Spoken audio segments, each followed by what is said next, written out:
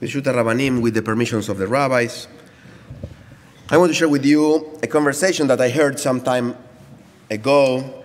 It was in the street. I was walking, and I heard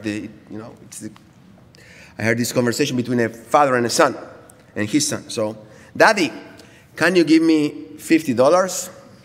What? That I should give you $40? What do you need 30 if with 20 is enough? Take 10 and give 5 to your sister. So relationships between parents and kids can be much more complicated than that. The Torah is a great example of that. Our first forefather, was ready to offer his son and kill him following God's commandment. Then when we see Isaac, our second forefather, in his story, he's tricked by his son. Jacob takes advantage of his father's visual impediment and steals his brother's blessing. So Jacob wants to fix the mistake of his grandfather and his father and his own mistake, because he knows these were not very good examples. So in order to make sure he's doing the right thing, he gives to his favorite son a special coat, a ketonet pasim. Really? Jacob? Come on. A favorite son? A special garment? This is all you learned from the previous examples. So let's see why Jacob acted like that. Joseph was almost a carbon copy of Jacob. Guys, especially in the end, if you don't know what a carbon copy is, ask your parents. That will create a great parent-child relationship.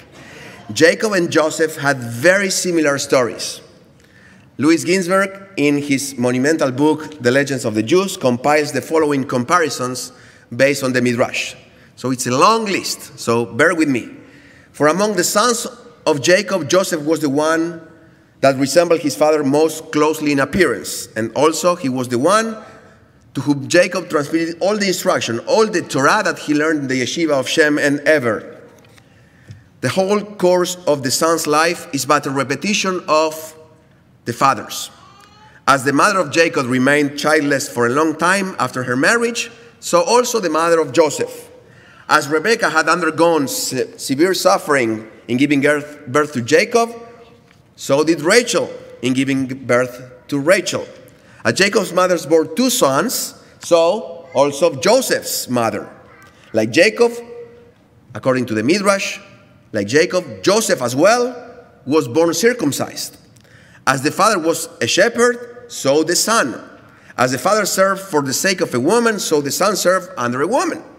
Like the father, the son appropriated his older brother's birthright. The father was hated by his brother, and the son was hated by his brethren. The father was the favorite son compared to his brother, so was the son compared to his brethren. Both the father and the son lived in the land of the stranger. The father became a servant to a master, also the son. The master whom the father served was blessed by God, so was the master whom the son served. And I can go on and on and on.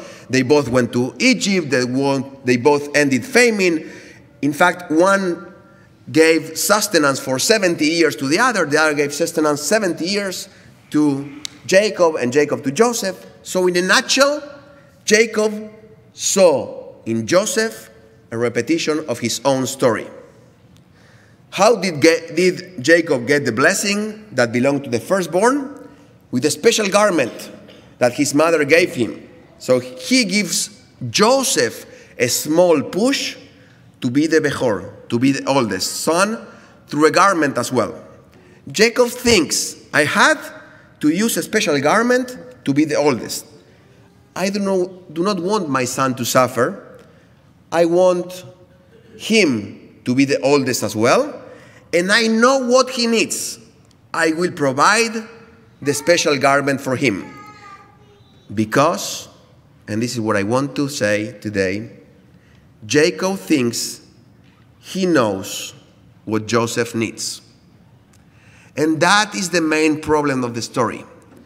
Jacob thinks he knows what Joseph needs. Jacob wants to preserve Joseph from suffering. He gives him a ketonet pasim, probably a tunic with long sleeves. That doesn't work very well in a family of shepherds. So Jacob is sending a message. This kid, Joseph, will not have to put his hands in the mud, and he will not have to work because I do not want him to suffer. Because Jacob thinks he knows what Joseph needs. Did he consult him? If he asked Joseph what he needs? And we parents sometimes make the same mistake. We think we know what our kids need. We think we know. So, changing a little bit subject. We are very lucky to live in this time.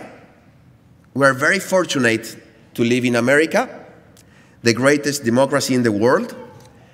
And we are very lucky to live in a time when we Jews have our own democracy.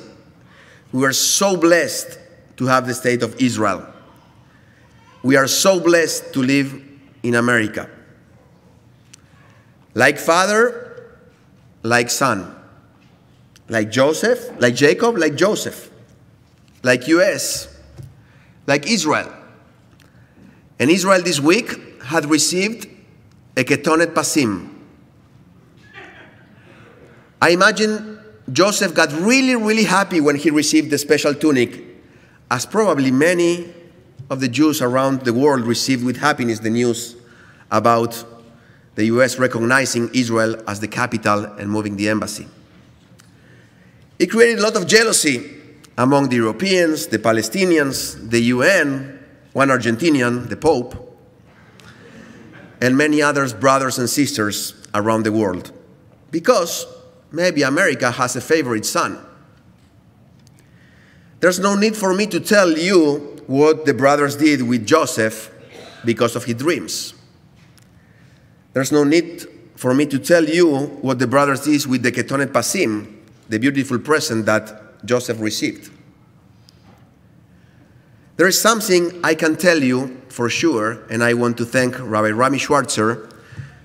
Rabbi Rami Schwartzer is over there, all the way in the back, for leading me in this direction during our weekly study this week.